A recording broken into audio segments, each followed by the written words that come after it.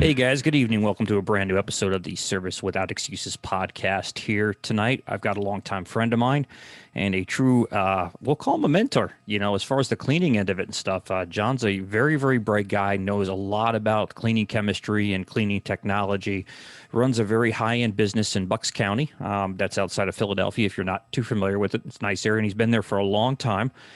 John, introduce yourself to our listeners, my friend. Hey, Rob, thanks for having me on tonight. Pleasure. John Burdick, owner of Burdick's Cleaning. My specialties are carpet, upholstery, tile grout, window fashion, area rug, hardwood, and deodorization and high-end protections. So I started in 1991 full-time, and fast forward, here we are today.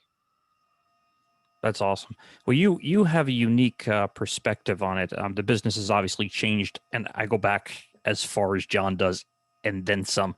I think I started in the late 80s doing this line of work, but it was more disaster restoration. I wasn't even completely out of school at that point. But John has a business that has it's been awarded. I mean, you're an award-winning company. You've had multiple awards in your market, multiple different things. But John has a perspective of a highly master level educated technician, and he's taken about every class on the planet. He certainly is a guy you can ask a lot of information to, and a lot of people do. All around great guy with a real personality. And I remember explaining this to when we were down there. I says, trying to get a technician to match John's personality is kind of tough. It's not your average everyday person. I know from running a bunch of techs, it's not the easiest thing to do. But what I wanted to just go over is what makes Burdick's Cleaning, John, and your company kind of unique in your market. I mean, you're in a good area in Bucks County, but there is a lot of competition, just like here in New Jersey and in New York. So what do you think has made the test of time, your business to grow, your trucks to look absolutely incredible, and to build the loyal following you've had? Wow, that's you got about 2.5 hours that might be able to touch the top of that question. Well, we'll start with this. Very determined to become a professional cleaner. Literally in high school with a teacher that I cleaned with amateurly. I found a notch, and I kept hearing the at-home moms that were going to the house to clean that the other guys didn't show up. They didn't speak English. They stole from them, all these negative things. So I had this great idea at 16 years old. Why wouldn't I just show up, do the best job you can, and start from there? So with $1,000, that's what I did. I bought my teacher's old equipment and determined to make a difference. And I've had a real love for the cleaning. I guess you call it ADD, whatever you want. The attention to detail was what I fell in love with. And the more educated I became, the more efficient and fantastic results I gave. That was the beginning parts of my obsession with the cleaning field. And taking it from there, really kind of focused in with what people were saying. They liked the quality of my work. And again, in the beginning, it was portables and, any products to get my hands on. So that's kind of where going into detail with each individual client, and without having a how we're doing card or getting verbal information from each client. And that's really what gave me the energy and the direction very early in my career. You said something about the consistency portion of it, and being delivering a consistent, reliable, high-end service. One of the things that I talk about, and you've known me a very long time too as well, and I've always preached this, people will pay more money for the better job. I have been in 3 different markets. I've been in northeast part of Pennsylvania, which is a little bit different than yours. I've been in New York City, which is highly competitive, but very price-based, but it's competitive, and there is a market there. And then I've been here in New Jersey, and they're all 3 different markets. And A market's a market's a market. It's what you're going to bring out of it. It's the impact you can leave on people. It's the impression you can leave on your customers, things that make people, what makes whatever you're doing stand out and Yeah. makes whatever you're doing unique. I always say they're not buying a carpet cleaning service. If they were, they would go to the cheapest person in the world. They realize that that person's not going to give them the great job. A tiny example of that is today I just did a job where I got done with it, and I think the bill was like $250, and she added another seven. I think it was, she asked me to bring it up to $275, a $25 tip, just because she said the service was so good. She didn't even see the cleaning, by the way. She wasn't even there to see the cleaning. I ended up sending some pictures to her, but it's a picture. It's not her seeing it live.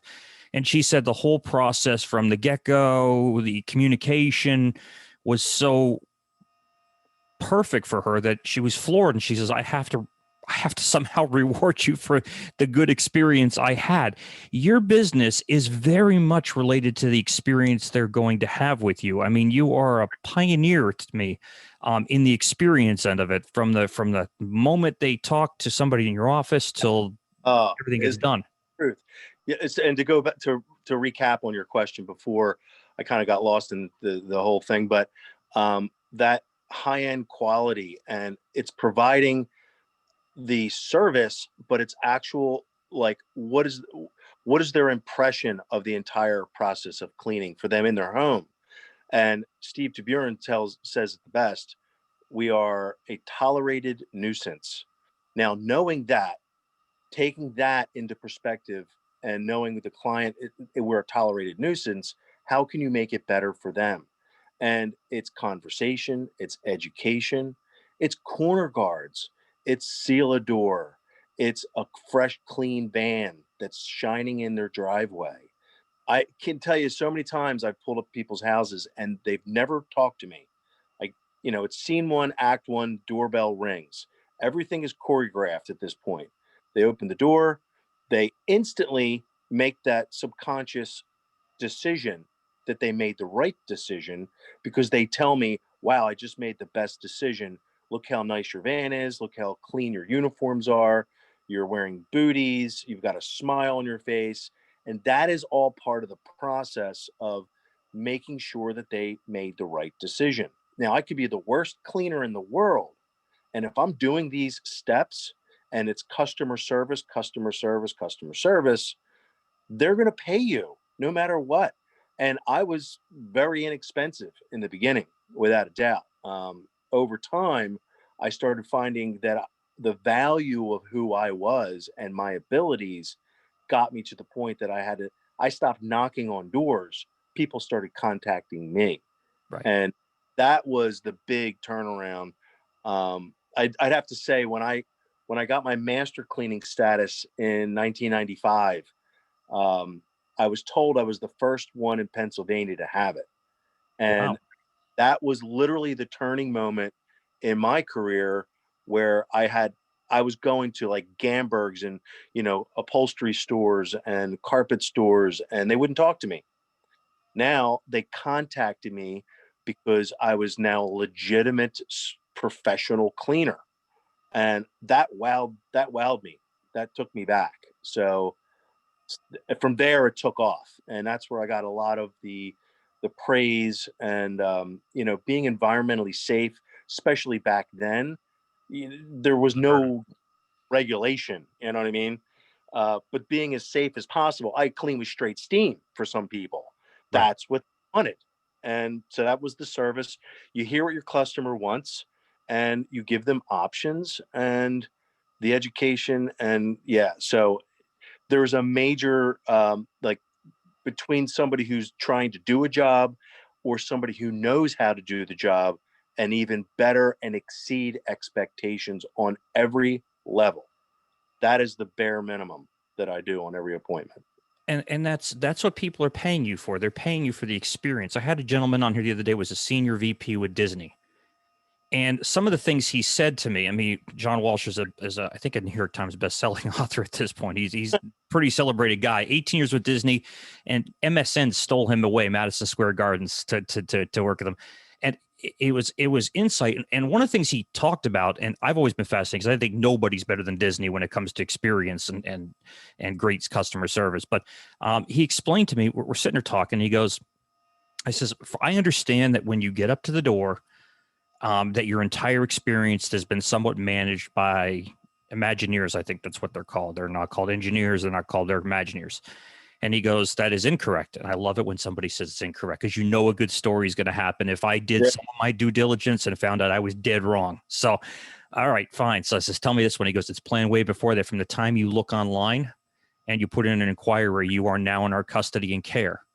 And from that point on till the time you go home to your door, that entire experience is being managed by somebody, that you are the personal responsibility of somebody at Disney to make sure your experience exceeds tenfold to what you expect. Right. That's the point. I didn't even know there was something like that. But Yeah, I mean, they're the kings of it. And I mean, I have another gentleman coming up that's worked with Disney in a different capacity, but just profound. Like I'm sitting there, I never take notes when I'm doing a podcast, and I'm just scribbling stuff down left and right. yeah, I'm going, oh my God.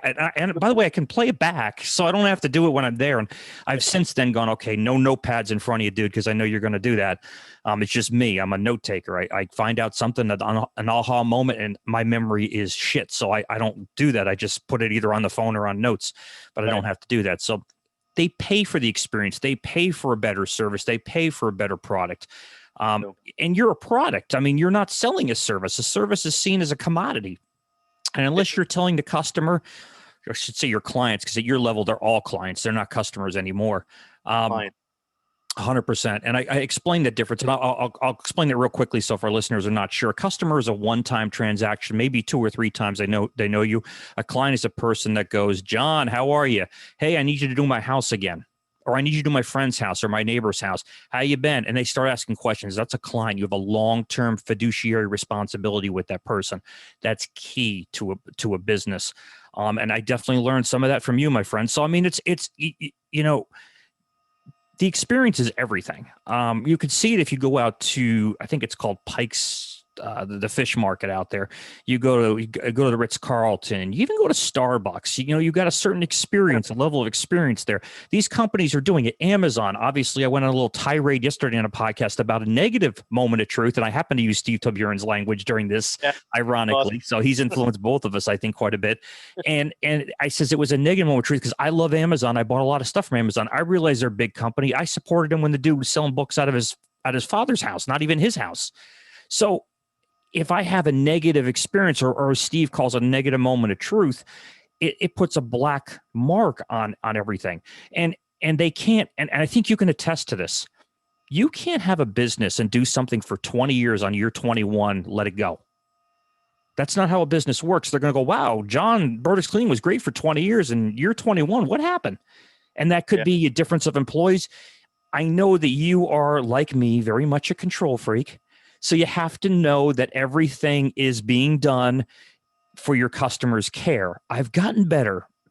It's taken a lot, almost some therapy at that point. But I mean, you're always looking at every aspect of it. I wouldn't call or categorize myself as a control freak, except the attention to detail. And literally it comes, with, I've been through so many situations in 30 plus years of cleaning that I know most of every situation. So with a few choice questions to the client, I already know the formulas of what needs to be done and then some. So again, exceeding expectations, but the education part with the client is part of the show. It's giving them the information, having them realize at that point. And then, again, I love Steve's way of teaching. Steve Taburin, he's like, you give the power to the client and they will instantly give it back to you as the professional. And now you're in those shoes. And I took that and made an entire script that I teach with my employees on how to even ring a doorbell. It's that you think it's you just ring the doorbell. No, it doesn't work that way, because you're looking in the windows. Those are the negative moments of truth. So, you know, all of that is set up ahead of time. And then how, asking the certain questions and getting those responses and knowing how to answer them in the right way.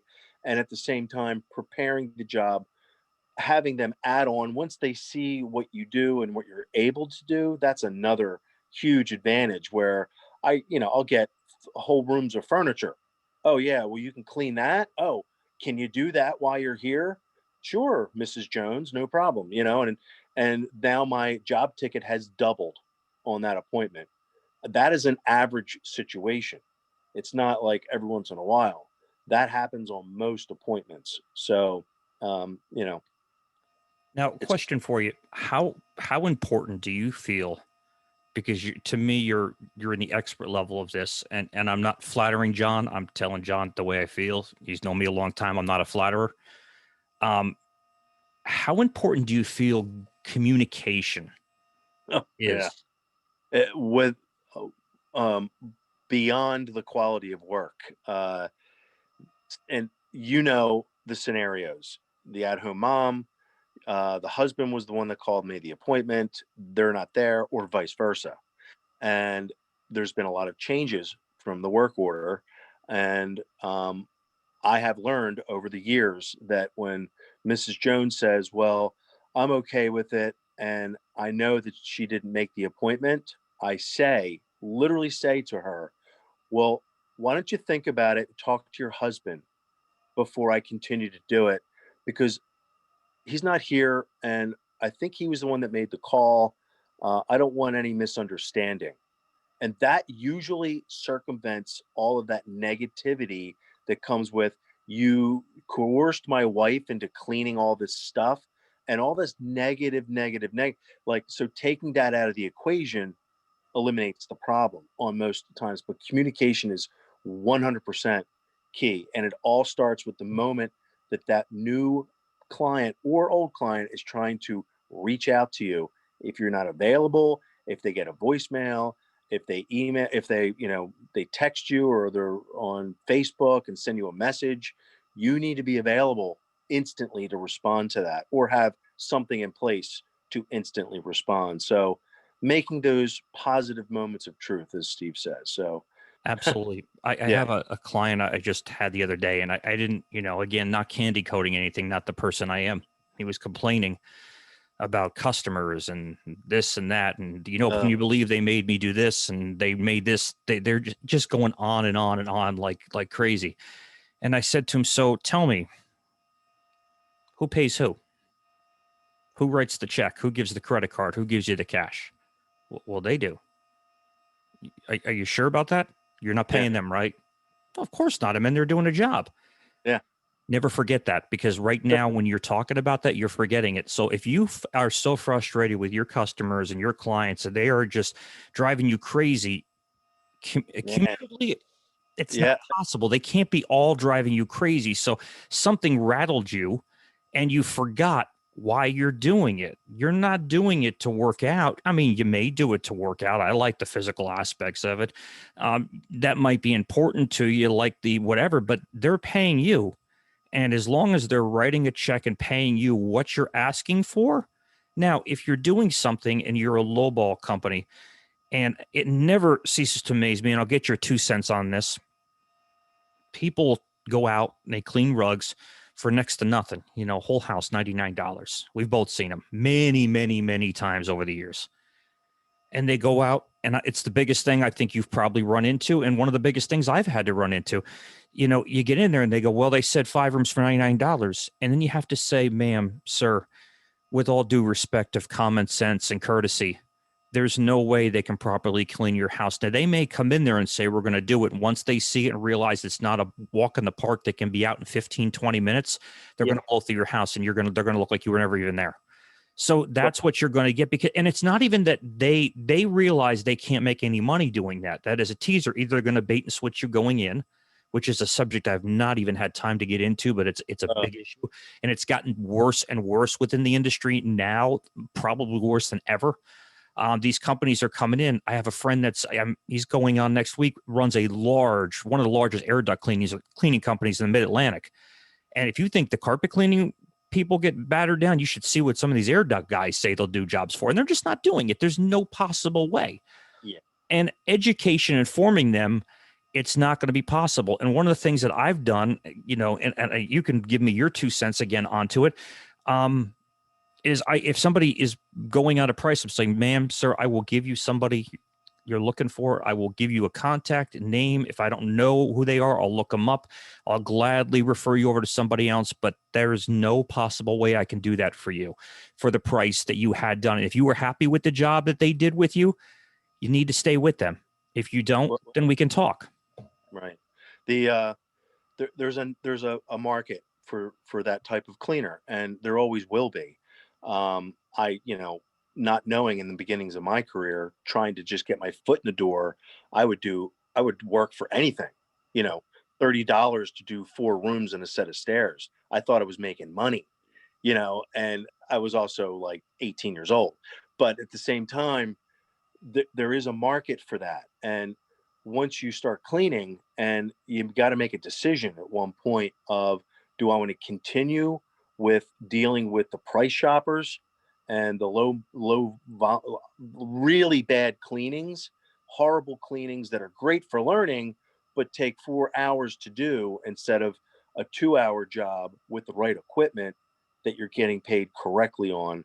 And that was the direction I went. The whole change of that was in 2008 when the market crashed, and I was well established. I am, that whole process, to my amazement, was I fired my price shoppers. I increased my pricing in 2008 across the board, like $25 a room higher than what I was the year before. And I fired all of my price shoppers. What I gained was a very high-end clientele who didn't care about money. It wasn't a cost that they were concerned with. They wanted security. They wanted quality. They wanted somebody they can trust. There And they you want said the key word. phone up. When there's a problem, there better be a live person grabbing that phone call to hear what's going on, and follow-up phone calls. Emails, we're coming at this point. Calling them, we're coming at this point. The next day after we've cleaned, how was your cleaning with Burdick's? All of that, here's a how we're doing card. You can send it back to me anonymously without any of your info on there. I don't even know who you are. Right. You can send me this and say, did I do something right? Did I do something wrong? So keeping that communication open, the trust, the security, then I doubled my business then, literally doubled it. And I couldn't believe it. I just could not believe that. So, but there's, again, back to your original question, there's a market for the lower end, priced gouging people. Unfortunately, I think we'll always be in that. There'll be people in that market that we just can't ever completely eradicate. So I separate myself as a very high quality and educated professional that is being referred. And I have heard clients say, oh, he's expensive, but he's worth it. There you go. And I literally tell the new client who's like, well, I've never paid that much money before. Even today, I'll say to them, if you don't think I'm worth it, don't pay me. It's that simple. I'm not going to take a dime from you if you think I'm ripping you off. And Right. they instantly stop and they let me go to work. And when I'm done, they're not only paying me what I told them it would be, but then I'm getting a tip on top of that. Just as you said, it's that whole customer experience. And then they're referring me to their friends and neighbors and social media and all the above. So that's the wonderful part about it. Something I'm talking about now. I'm in the process of writing another book. Finally, only took like 7 years between one book to the other, but Nice. getting me to sit down to write it. And this one is called Welcome to the Review Society, because we're in a review society today. I learned it living in New York more than ever, how important reviews were. Obviously in major markets, Philadelphia, New Jersey here, New York, especially in New York, that's where it kind of based out of. And the feedback, I had I had Troy from Sotellus, which is a very powerful tool when it comes to review management. I love it. I've been using it for years. It's definitely helped me build up my review base to a staggering number of good reviews that has definitely helped my business. But people, you need that background, that color of people giving their insight into your company, into what you do. And reviews to me have been huge, but it's feedback. And as I was telling Troy, I originally signed up as just a simple way to get feedback because it didn't matter what I knew. I've always been that way. Doesn't matter what I know, doesn't matter how, it doesn't mean anything. What matters is what our customers and clients think. And I don't want to, I want them to give a either anonymous, feedback onto it. I want them to call us. We do 30 days guaranteed. That's unheard of. We don't care about it. I had somebody we did yesterday and went back out to do some spots that had nothing to do with us. But you know what? And he's like, I'll pay you. What do you want for the second one? No, it's part of our 30-day guarantee. We clean the area, right? Yeah. Did the spots come out? Well, yeah, they did. I mean, did a great job, but there were still some things in there. I says, listen, that's part of our service. You paid us good money to do that. We're certainly not the cheapest. New Jersey's Best is certainly not even close to being the lowest price company in our area. We're probably one of the higher ones, but when you have that, when you need that service and that guarantee behind it, I'm not going to haggle with you about this. Oh, well, there were some bleach stains and you treated them with this. That's not what we do. It's my job, or our job as professionals, to educate, like you said, to do the job right the first time and to not make excuses for why we can't do something afterwards. Even if we can't fix it, it's still, there's an old saying, everything before is a reason, everything afterwards is an excuse. And I know Steve is big on this too, but go ahead, man. No, I was just going to say that it reminds me of like at the peak of multiple trucks, multiple employees, for a good part of a year. And we're doing 5 or 6 jobs a day with 2 trucks, 2-man crews. And it doesn't sound like a lot, but we're doing massive volume, like whole houses of carpet and upholstery on each appointment.